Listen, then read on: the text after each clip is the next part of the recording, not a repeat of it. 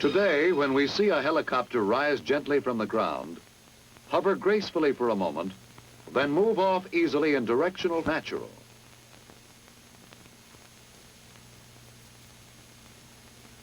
But it was not always so simple. The early designers of helicopters encountered many difficulties before they were able to get one of their craft off the ground. And they had still more difficulties to overcome before they were able to control its flight.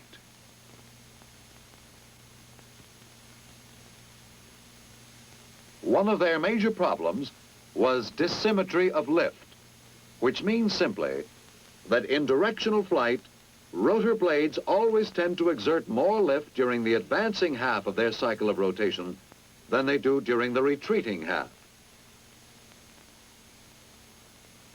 The result, of course, is an unfortunate tendency for a helicopter to turn over on its back.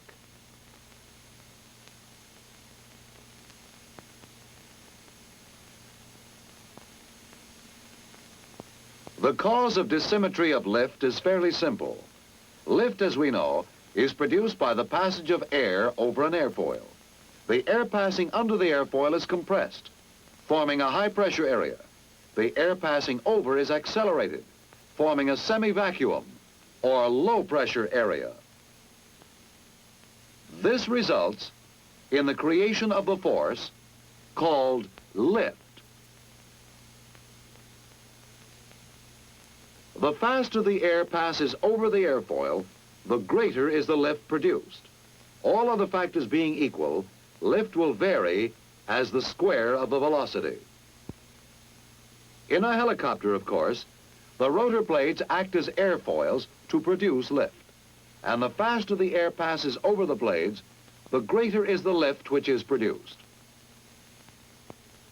Now suppose the rotor of our helicopter is revolving so that the tips of the blades are traveling at a speed of 350 knots. During vertical flight, of course, the blades will produce the same amount of lift at all times, since the air will pass over them at the same speed during their entire cycle of rotation. But the moment the helicopter starts to move in any direction horizontally, a dissymetry of lift is produced. That is, the blade advancing through the unshaded area will begin to produce more lift than the blade retreating through the shaded area.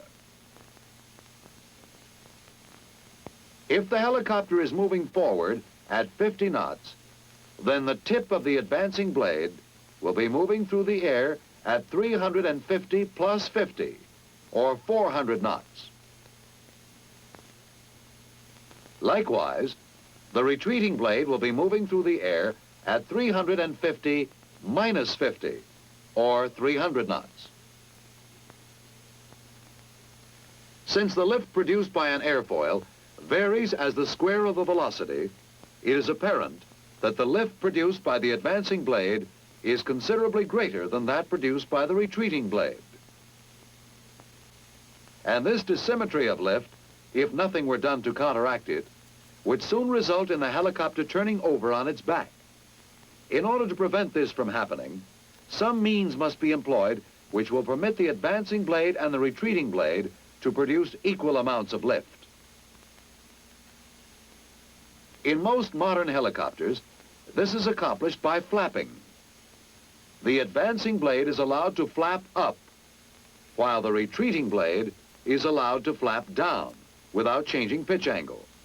If the advancing blade were not allowed to flap up, it would follow this path, and the relative wind would be from this direction. However, when the advancing blade is allowed to flap up at a high angular velocity, there is a change in the direction of the relative wind. This new path taken by the blade through the air results in a smaller angle of attack. A smaller angle of attack results in a reduction of the amount of lift. Thus, simply by allowing the advancing blade to flap up, we reduce the amount of lift which it produces. It is this difference in the relative wind caused by the flapping action which reduces the amount of lift.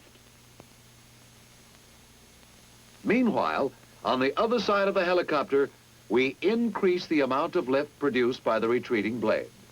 Let's see how that is done. If the retreating blade were not allowed to flap down, this would be its path. And the relative wind would be from this direction. The relative wind is always opposite to the rotational path of the blade. Now, as the retreating blade is allowed to flap down, there is a change in the direction of relative wind, which results in a larger angle of attack. It is this difference in the relative wind, caused by the flapping action, which increases the amount of lift.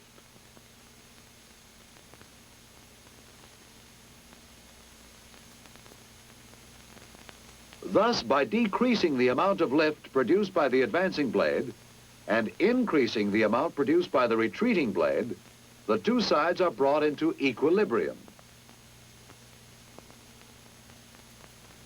In fully articulated rotor systems, freedom to flap is made possible by a hinge near the root of each rotor blade. In the semi-rigid type of rotor system, freedom to flap is made possible by the teeter-totter action of the rotor head.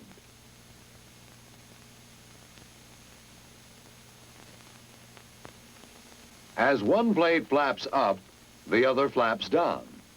Since the forces involved cause one blade to rise by an amount equal to the fall of the other, the seesaw mount or semi-rigid rotor construction poses no problem.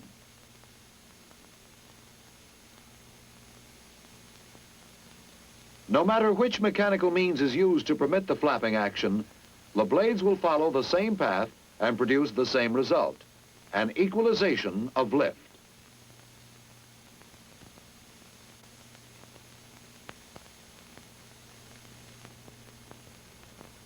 Now, by the use of the cyclic control, the pilot can vary the amount of lift produced by the advancing and retreating blades, and can change the attitude of the rotor disc at will.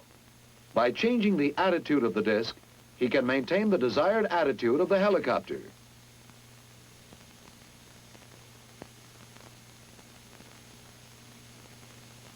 Dissymmetry of lift, then, is prevented by changing the angle of attack of the rotor blades to equalize the lift produced.